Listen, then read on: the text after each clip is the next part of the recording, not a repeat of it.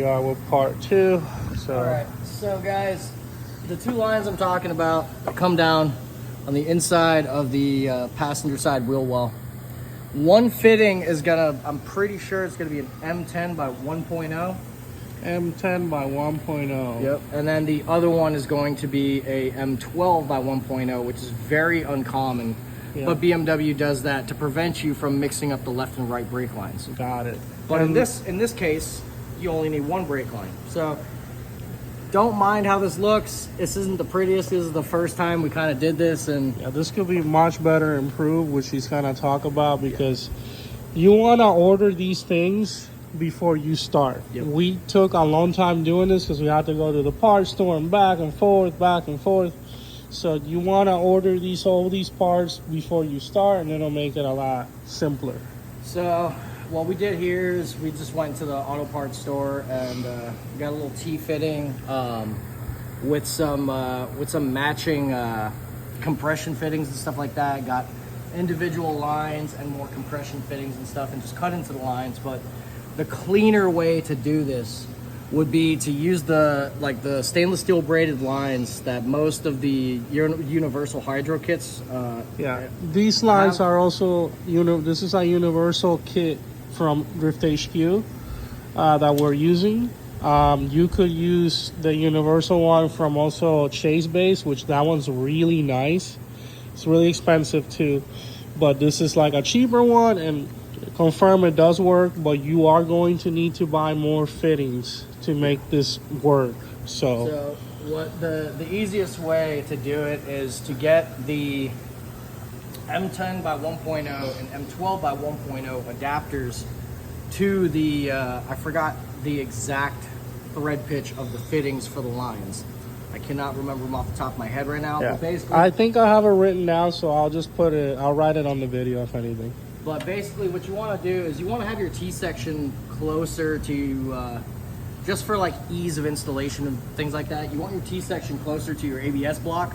So you only have 1 line coming down over here, and instead of having this whole T-section down here in the floorboard that can, potentially get hit on things if you dirt drop the car off the side of the track. Mm-hmm. You really don't want stuff hanging down on the bottom of the car like this. You want that single steel braided line, and it's a lot easier to tuck up into place. Right. So now we come back here, and we'll have our, let's see if we can find it. Yep, it's gonna be right there. Yeah, let me get a flash.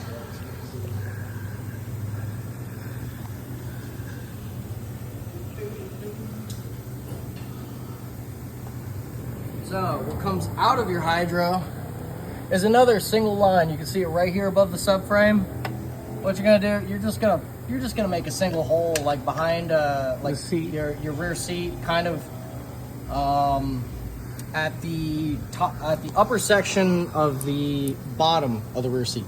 So it comes out above the subframe, and basically what that does, that single line comes out and tees into 2 lines and goes into each caliper. Yes, one and here, and then the other one basically feeds right into your calipers.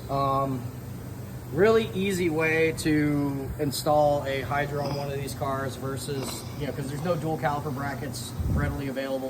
People have made them, but there's none that are readily available. So a inline hydro is the most cost-effective and easy way to install a hydro setup on a E39 so far. And from my experience, this shit works perfect. Like right off the bat, I had no issues, worn out pads and everything. It locked like super easily. Yeah. It's locked great. The only other things that you're gonna have to worry about, there are a lot of aftermarket options online for the actual hydro mounts. There's weld-on ones, there's bolt-in ones, but the factory upper section of the D39 trans tunnel is kind of thin. We've kind of learned that from experience with some chassis-mounted shifters ripping the trans tunnel. Yeah. So whenever you make a bracket to mount your hydro, really try to reinforce it, because you yank it on that thing, believe it or not, it'll start fatiguing that trans tunnel, and eventually one day you're going to yank it a little too hard and you're going to rip it right out. So in my opinion, I think the way to go would be to buy the E46 or E36 mounts for the hydro, and they sandwich, so you'll strengthen the center of your trans tunnel where it's weak on these cars, and you'll have your hydro mount as well, and it should work. Mine's set up weird. I put mine to the right of the car instead of where everybody puts it, which is to the left next to your steering wheel. So you can set it up however you want though. But yeah, that should be the wrap up on that. I'll try to find the numbers exactly for those fittings so you guys have them and buy them before you start doing it, because that's going to save a lot of time. But all right.